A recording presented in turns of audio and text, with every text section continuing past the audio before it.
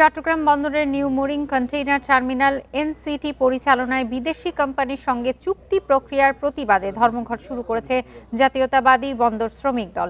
সকাল ৮টা থেকে শুরু হয়েছে এই ধর্মঘট, চলবে বিকেল ৪টা পর্যন্ত।